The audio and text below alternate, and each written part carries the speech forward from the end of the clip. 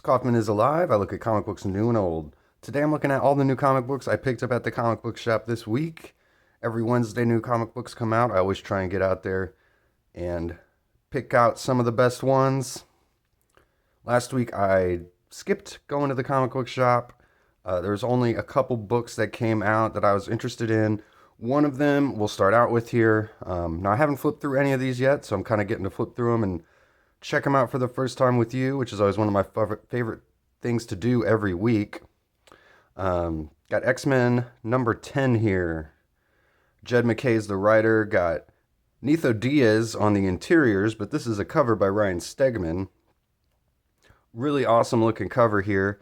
Actually, I saw on Stegman's Twitter that Tom Brevoort, the editor of the X-Men line, actually sent Stegman a thumbnail sketch of this drawing of what he had an idea of what this cover could look like.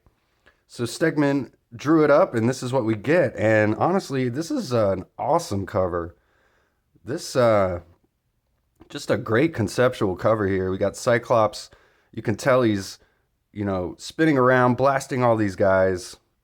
Got the X-Men logo covered up by the laser blast. It's kind of fading in the blast there. I love the power lines in the background too, adding some movement to this sketch. Got J.P. Mayer inking this and Marte Gracia doing the colors. Just a great cover. I just wanted to take a few minutes to appreciate this. He's got some real thick legs on Cyclops there though. But we got Nitho Diaz doing the interiors, like I said. Now, one thing I found out that I guess I knew it, I just never put the connection together, was that Ryan Stegman and Nitho Diaz was the art team on the independent book put out by Image Comics called Vanish, which was written by Donny Cates. And I didn't even realize this was the same art team. Stegman kind of the main artist, Nitho Diaz doing all the issues that Stegman can't get around to. Kind of, I don't want to call him a backup artist, but just kind of the other artist on this book is Nitho Diaz. And honestly, it's not a competition or anything, but I like Nitho Diaz's books, the pages he's been putting out, just as much as Stegman's, if not more. So this has been my favorite X-Men book. This adjectiveless X-Men title. Cyclops is the leader of this team. They're hiding out in Alaska, basically. Looks like we got some upstarts here. Sienna Blaze. Phantom X.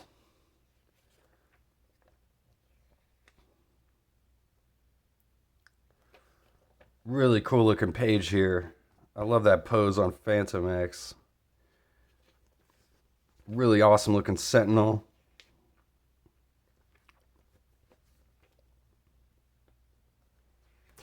This is a $4.99 comic book. And I feel like Marvel's been gravitating towards the $4.99 price point a lot more frequently. All the two main X-Men books are $4.99. All New Venom is $4.99. I feel like some of their more popular characters, they've been pumping up the price a bit on the comics here. Not to mention the Ultimates line is also all $4.99 for any Ultimates book that you want to get. Ultimate Spider-Man, Black Panther, or the Ultimates number 9, which is what I got here. I got a variant cover. This is the main cover here on the interiors. I love how they always put the main cover on the interior cover of the Ultimates line. So I've been trying to pick up variants so I can kind of just get both pieces of artwork here. If there's a cool variant that I see. Sometimes some of the variants are kind of lame. When it's just like a one character on a cover, sometimes they'll do that. That has nothing to do with what's going on in the book. But this was a whole shot of the team. So not the whole team, but some of the most important characters. This looks like an interesting story as well. It looks like the panel layouts are all the same. Got this 9-page panel layout on every page and some text in one of the panels, I guess, makes it a little easier on the artist.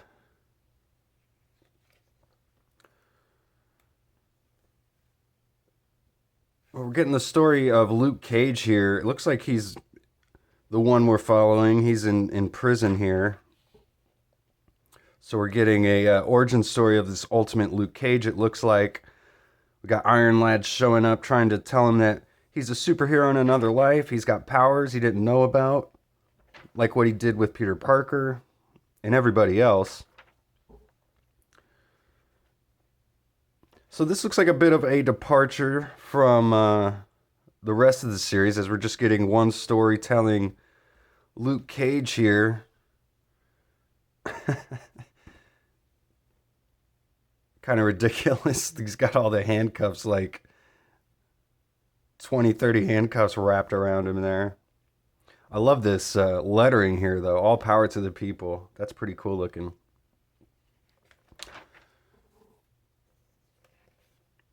We got Tony. He's still in stasis here. They're trying to recover him as he got smashed by the Hulk in a previous issue. She-Hulk's visiting him. Looks like he wakes up here on the end. So we got 9 months remaining, it says. That's until the Maker returns. So I've enjoyed the Ultimates. Go check that one out. $4.99 comic book. Then I got Absolute Superman, which is kind of DC's take on the Ultimate Universe. We got the Absolute Universe over in DC. Another 9-panel spread here, just like what we just saw. I like how they kind of break it up here on this page. Literally like breaking up the panels here. We got a special agent, Lois Lane, working for the Lazarus Company here. This Absolute DC universe reminds me a lot of like the Age of Apocalypse X-Men universe. We've got all the same characters, but they're kind of rearranged on the chessboard, so to speak. So I really liked all of the stuff happening on Krypton when we were learning about the origin of Ultimate Superman. I like that stuff a lot more than some of the stuff just going on here on Earth. As we're caught up to speed here, we got Superman showing up. That is a really great looking... The whole page looks great. I love this panel, though, and the symbol down here. Some nice colors in this book.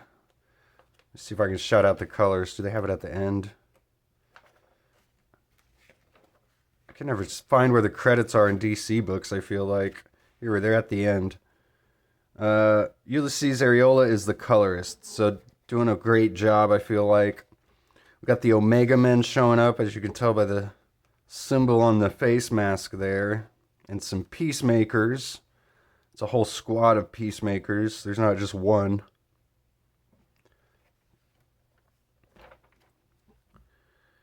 So I've done reviews of issues 1 through 3 of Absolute Superman. Go check those out if you haven't yet. You can kind of get my thoughts on this series. Really cool looking cover here by Rafael Sandoval, who does all the artwork in this book.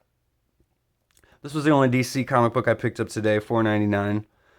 Then I got the Image books I picked up. They're all Spawn spin-offs this week, pretty much. I got Gunslinger number 39 and 40. I hadn't picked up 39 yet. 40 just came out this week. Really cool looking cover on 40 here. Got this vulture sucking on an eyeball. Marco Fiala is the artist on here, I think. Yeah. I think I might drop Gunslinger after these 2 issues, though. We'll see if they're really good. I kind of just wanted to get a nice even 40 on my run. I've got all 40 issues of Gunslinger that have come out. I got all 40 issues of King Spawn, and I decided I was going to drop King Spawn at 40.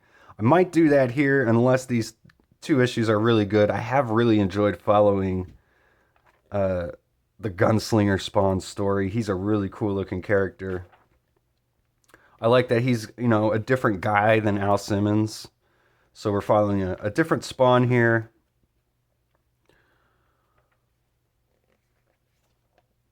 I think he's in Alaska too. He just got his powers back.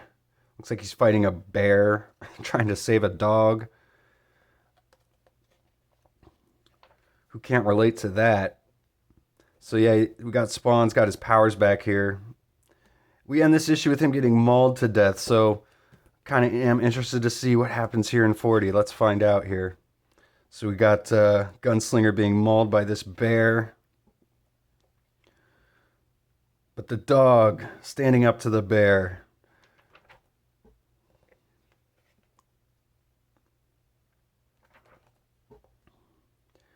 So the dog and Gunslinger team up on this bear, and it looks like the bear is going to retreat here. Oh, or maybe not.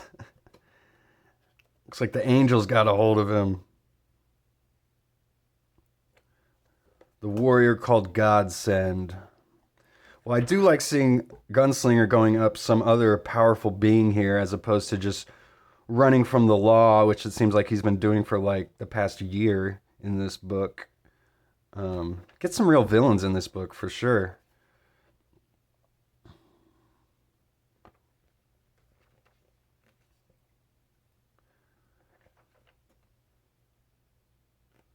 So I'll read these up and probably get a review. I'll probably do a double review maybe on 39 and 40.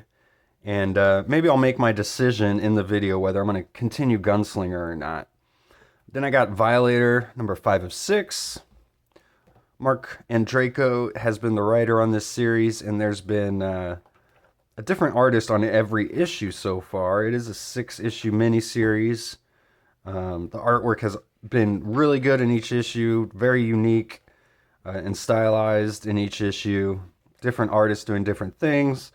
As we learn the origins of Violator leading up to him meeting the Al Simmons Spawn, basically. We've learned that he was an angel named Baziel, and he was basically the first one banished to hell. He also created the Spawn symbiotes, which Lucifer basically stole the design, and Violator got sent to Earth, and he's been wearing skin suits all through the ages, through the Dark Ages, through the French plagues, to the early, Russian 1900s Russia. Gloriana was the partner of Violator when they were both in heaven, and he's been running into her at various points, so interested to see where this one goes. Let's see who the artist is. Shout that out real quick. Kevin McGuire's on pencils, and they got Ben Templesmith doing, says additional pages 30 to 38. So, and this is like a 42-page book, I believe. There's no ads in the book either, which is really nice. All the Spawn titles are $2.99. Like all the Gunslinger, these are all $2.99. But Violator, it's a 40-page book, so $5.99. It's kind of the prestige Spawn book, you might say. But go check these out if you haven't, if you can afford it. But these are really fun books. Maybe the miniseries has gone on a bit too long, but I've really enjoyed it so far. Some good writing, some good art. Then I picked up a back issue. This is the only back issue I picked up. Savage Dragon number 114. This came out in 2004. Just a really awesome cover here. I think this guy's name's Cutthroat, if I recall. I think he was like, he showed up on page 1, panel 1 of the first Dragon comic, if I am not mistaken. We got Eric Larson doing all the artwork here. If you've been following my channel, you know Savage Dragon's my favorite comic, and my comic shop has been putting out back issues recently. And they put some more out this week. I'm going to have to go back and find some more of those issues, spend more of my money for sure. This was the only one I picked up, though, this week. Just, I love the cover. I love how he's drawing Cutthroat a little older and fatter here. Same with his wife. I love that Dragon takes place in real time, so these guys are all like 20, 30 years older than when we first saw them in the comic, when back in like 1992. But Larson's done every single issue of Savage Dragon. Longest running independent creator-owned comic book where he does all the artwork in it and all the writing. The only one still going today, so that's why I love Dragon. And there's always backup stories as well. No ads. Lots of letters from the readers, and we get a back cover pinup. So Savage Dragon 114. And then I got some freebies from the comic shop. This Bitter Root, The Next Movement. This is a Ash Can by Image Comics. I think this seems like some sort of like civil rights sci-fi comic or something, but it looks really cool. Got some great inking in here, some cool looking pencils, some wild looking artwork. I would love to see this blown up a little bit, but